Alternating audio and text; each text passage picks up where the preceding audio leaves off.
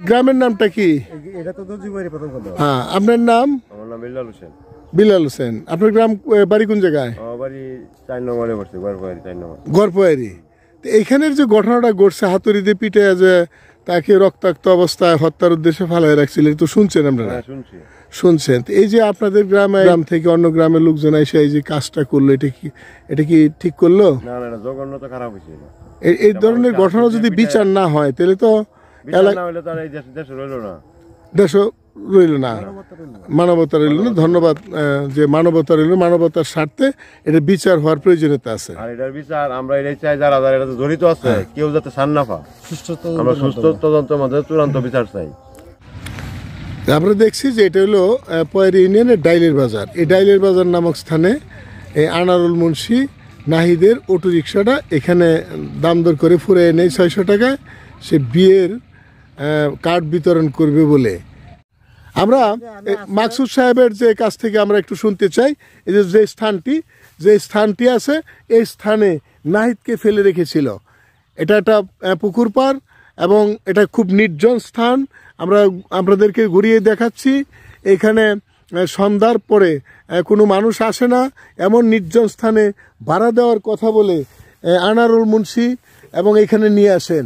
প্রশ্ন হলো, আনারুল মুন্সি গাড়ি রিজার্ভ করেছিল বিয়ের কথা বলে, হামিদুল এই নির্জন স্থানে কেন উপস্থিত ছিল, এরশাদুল কেন উপস্থিত ছিল? তো এই বিষয়টা আমরা আপনাদের সামনে তুলে ধরবো এবং প্রত্যক্ষদর্শী যিনি, তিনি মাকসুদ সাহেব এখানে উপস্থিত রয়েছেন। মাকসুদ সাহেব কোন জায়গাটাতে তার লাশটা পাইছিলেন? এখানে, অর্থাৎ অর্ধমিত অবস্থায়। হ্যাঁ, আমি পাইছি সে লড়তেছে এবং আমি ওই থেকে আমি তার কুহানির শব্দ শুনছি। কুহানির শব্দ, অর্থাৎ হ্যাঁ, আমি টাইমুহি করতেছি, তখন আমার এক চাষা ওখানে ধান কাটতেছে, তখন আমার টাইমুহি দেখে চাষা কইতেছে কি দেহ, আমি কুহাইলো কি? তখন উনি বলতেছে কথা নাকি মারামারি হয়েছে। তখন আমি আগাইলাম, আগাইলাম, আগাই দেখি আমার ওই ধান খেত আদা, মানে এই ক্ষেতটা আপনার, আমার আধা মারা করে হালাইতেছে। তখন আমি ওনারা ডাকি আনলাম, আমি এটা মাইরে হালাইতেছি, আপনি দেখছেন কেডা মারছে? তখন সে বলতেছে অমুকের ছেলে, একুবালির ছেলে, একুর ছেলে আনারুল মুন্সি। আচ্ছা, উনি মাইরা এই দিক দিয়ে চলে গেছে।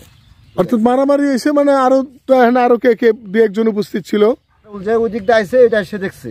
আচ্ছা, এই জন্যই তো আনারুলটা মানে মানে পাওয়া গেছে হাতে নাতে। তার বাড়ি ওইখানেই, কুহির বাড়ি।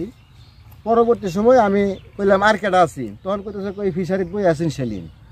আচ্ছা, এই যে সামনের যে ফিশারিটা, এই যে ফিশারিটা, যে সেলিমেরই ফিশারি। তখন সেলিমটা ডাকি আনলাম, তো উনি দরবারে আসছে, আইসা হেরা কইতেছে কই ছেলে তো অটো নিয়ে আইছে। তখন কইতেছে ভাই আমি অটো আটকাই গিয়া, আমি যাও অটো আটকাওয়া। এটা কয়ে যে স্পিডে আইসে না, হ্যাঁ লেট করে নাই, মাত্র অনলি মনে 20 থেকে 30 সেকেন্ড। আচ্ছা, সে অটো আটকাইবার গেছে। আমি আমার চাচারে কইলাম এই সারার মাথা বাঁধার জন্য একটা গামছা নিয়ে আনবে। তখন আমার চাচা বাড়ির থেকে গেহারিয়া একটা উল্লা আনছে, উল্লা আইনা মাথালা বানছি এবং ছেলেকে জিজ্ঞাসা করা হয়েছে তোমার নাম কি? নাহিদ। তোমার আব্বার নাম কি? অমুক। বাড়ি কই ফুয়াই? হ্যাঁ, মোবাইল নাম্বার কো তোমার আব্বা। এরপরে মোবাইল নাম্বার দেয়, তার বাবার সাথে যোগাযোগ করে। বাবার সাথে যোগাযোগ করতে পারি নাই, তার বাবার ফোন বন্ধ ছিল। পরবর্তী সময় আমাদেরই এই পয়েরেরই আর এক আমার ভাই ধান কাটে নাম্বারে কল দিলাম, সে পরে স্কুল যাতায়াত করে। পরে ওইভাবে যোগাযোগ করা হয়েছে তার বাবার সাথে, যোগাযোগ হয়েছে। যোগাযোগ হওয়ার পরে তার বাবা শুনতে পারছে অমুক বিল আদামারা করে ফেলায়, অর্থাৎ এটা কি কাওয়া করি বিল। পরে ওই থেকে তার বাবা আসছে, আর আমার চাচা ওই যে উল্লা নিয়ে আসে, যখন উল্লা নিয়ে আয় তখন বেচারে জিজ্ঞেস কি উল্লা খেললে কেন, এটারও একটা বাইরে আদামারা করে হালাইতেছে। তখন আপনার চাচার নামটা কি? শাহিন। শাহিন, আচ্ছা, মোহাম্মদ শাহিন। তখন মহিলা 8-10 জন আসছে। আচ্ছা, মহিলারা আইছে, আর একজন ছেলেও আইছে। পরবর্তী সময় মাথাটা বানলাম, বান্ধার পরে দেয়া সেই থেকে আরো 3-4 জনটা ডাকি আনলাম। পূর্ব দিকে একটা ডুবা আছে, এটা পুরোপুরি এই বগ মারে, ডাকি আনিয়া পরে এই যে ছেলেরে উঠে নিয়ে গেলেন, নিয়ে গেছে ওই যে মন্দির, কালী মন্দির আছে না, ওই কালী মন্দিরে। বিসমিল্লাহির রহমানির রহিম। আসসালামু আলাইকুম সুপ্রিয় ভিউয়ার্স, দেশে এবং দেশের বাইরে যারা রয়েছেন সকলকে জানাই বিএসটিভি চ্যানেলের পক্ষ থেকে শুভেচ্ছা এবং অভিনন্দন। আজকে আমি যে স্থানে এসেছি এটা ময়মনসিংহ জেলা ফুলপুর উপজেলা 6 নং পয়েরি ইউনিয়নের দর্জি পয়েরি গ্রাম। এই দর্জি পয়েরি গ্রামে আমি আসছি একটা বিশেষ বিষয় নিয়ে। অর্থাৎ একটি বিষয়টা হলো একজন দরিদ্র অসহায় গরিব মানুষকে হাতুড়ি দিয়ে পিটিয়ে ক্ষত বিক্ষত করে তাকে অজ্ঞান করে ফেলে, হত্যার উদ্দেশ্যে অর্থাৎ অজ্ঞান করে ফেলে তার গত 24 তারিখ রবিবার দিন তার অটো রিক্সাটা ছিনতাই করে নিয়ে যায়। তিনি এই রুগীর কাছে আমরা এখন আসছি, তার নাম হলো নাহিদ মিয়া। তার নাহিদ মিয়ার কাছ থেকে আমরা জানবো যে তাকে কিভাবে তার কাছ থেকে এই অটো রিক্সাটা ছিনতাই করে নিল এবং কে নিল, তার সাথে জড়িত কে কে। আপনার নামটা কি? নাহিদ। আচ্ছা, ঘটনাটা একটু খুলে বলেন তো শুনি যে কি ঘটছিল। আমার ডালে বাজার ভাড়া ফুটাইছে, যে ভাড়া সাড়ে 3 কেজি লাগিয়েছে বিয়ার কার্ড দিয়ে দাওয়াত। অর্থাৎ বিয়ার দাওয়াতের কথা বলা, যে ভাড়াটা ফুরাইছে কে? ফুটাইছে স্যার নাম কি? আনারুল মুন্সি। আনারুল মুন্সি। পরে সারাদিন ঘোরার পরে আমি চাইছি ডালে বাজার সারা বাইক লোক ঘুরিয়ে। এটা কে বললো? আনারুল মুন্সি বললো। আনারুল মুন্সি। হ্যাঁ, আপনি বলেন শুনি আমরা। যে কাছাটা এসে কেসে আমি তুলে লয়ে দিব, আমি তুলে কাছে গেছি, আমি তুলে গায়ের কাছে টেয়া নাই। পরে আনার মুন্সি বাইক টেয়া না আমার কাছে। পরে সামনে গেছি, একটু বোতল দিছে, গেছি পানি এনে তো আমি পানি এনে দিছি, পানি এনে দেওয়ার পরে দাওয়ার দিচ্ছে, এটা ভারী মারছে। বাড়িটা কে মারলো? আনার মুন্সি। কি দিয়ে বাড়ি দিল? আতুর দিয়ে। হাড়তোর দিয়া। কোথায় বাড়ি দিল? পিছনে মাথায়। মাথার মাঝে বাড়ি দিল পিছন দিক থেকে। তারপরে কি হয়েছে এখানে? আর কে কে উপস্থিত ছিল? এরশাদ আছে না, আর আমিনুল হাসিন। হামিদুল ছিল। হামিদুল। আচ্ছা আচ্ছা, তারা এরশাদ ছিল এখানে উপস্থিত। তারপরে ওইখানে আপনাকে অজ্ঞান করে ফেলায় রাখলো। হ্যাঁ। তারপরে আপনি কিছু বলতে পারেন না, এবং তারপরে তো আপনি অজ্ঞান ছিলেন এবং আপনার যে অটো রিক্সাটা ছিল এটা তারা ছিনতাই করে নিয়ে যায়। হ্যাঁ। তাহলে ঘটনাস্থলে ছিল হামিদুল। হাসিন। এরশাদ ছিল। এরশাদ কি করেছে? এরশাদ এটা ভ্যান গাড়ি চালায়। সে ভ্যান গাড়ি চালায়। তো আপনাকে যখন পিঠায় হত্যার উদ্দেশ্যে আপনাকে পিঠায়, তখন এরশাদ কাছে ছিল। এরশাদের সাথে কি আপনি কোনো কথা বলতে পারছিলেন? বা এর সাথে আমি মোবাইল বাই করে দিচ্ছি যে আমার আব্বারে ফোন দাও, এনে সবার নাম্বার আছে, ফোন দাও। মোবাইল হাতে লেগে কেউ ফোন দিছে না, না দিয়া সে চলে আসছে। হ্যাঁ। অর্থাৎ আমরা যে বিষয়টা জানতে পারলাম যে এই যে নাহিদ, এই নাহিদ সে জীবন জীবিকার জন্য সে আসলে এই গাড়ি নিয়ে বের হয়। তারপরে তাকে এই তার যে গাড়িটা অর্থাৎ অটো গাড়িটা ছিনিয়ে নেওয়ার জন্য তারা পূর্ব পরিকল্পিতভাবে এই সংঘবদ্ধ চক্রটি সেই ফিশারিতে সে উৎপেতে বসেছিল কয়েকজন, এবং সেইখানে পরিকল্পিতভাবে আনারুল মুন্সি তাকে নিয়ে যায় এবং সেখানে নিয়ে তাকে ভাড়া দেওয়ার কথা বলে তাকে মেশিন ঘর থেকে অর্থাৎ ফিশারির ঘর থেকে হাতুড়ি এনে তার মাথা আঘাত করে ধান খেতে ফেলে রাখে। এরশাদকে উনি বললেন যে তাকে মোবাইল দিয়ে যে তার বাবার বাড়িতে বা তাকে আত্মীয় স্বজনকে বলার জন্য, সে না বলে চলে আসে। কি ঘটনা? লয়ে গেছে দিয়ে দেবার লেগে, পরে হামিদুল্লাহ গেছে, হামিদুল্লাহ আমার কইছে এক বোতল পানি ভরে এলো, আমি পানি আনবে গেছে, আমার এলাকার 2-3 ফলো পানা আছে আমার দেখছে, পরে আইনে দিয়েছে, পানি খাইছে আমার। পরে আমার সেটা কইতে আছে যে মানে যে স্যার যে ফুরাইছে সেটা কইতে আছে বাইর যাওয়ার লোক ট্রেন বল লেগে, পরে লগে লগে গেছে আমি বাড়ি তো।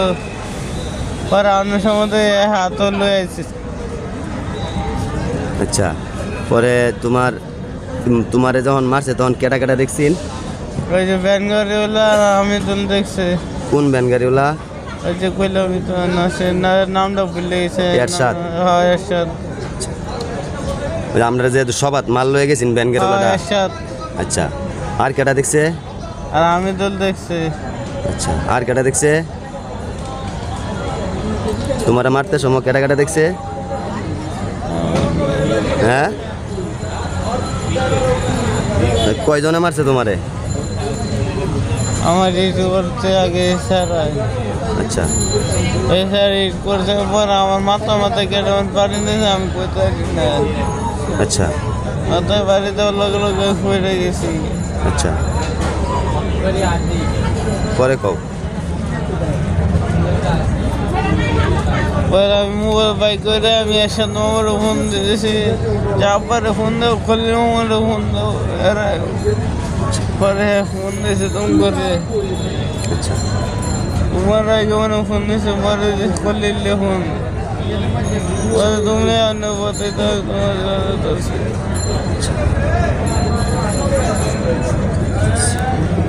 তুমি তাহলে ওই প্রথম তোমার মারার আগে তুমি এই ডালের বাজার গেছো নাকি?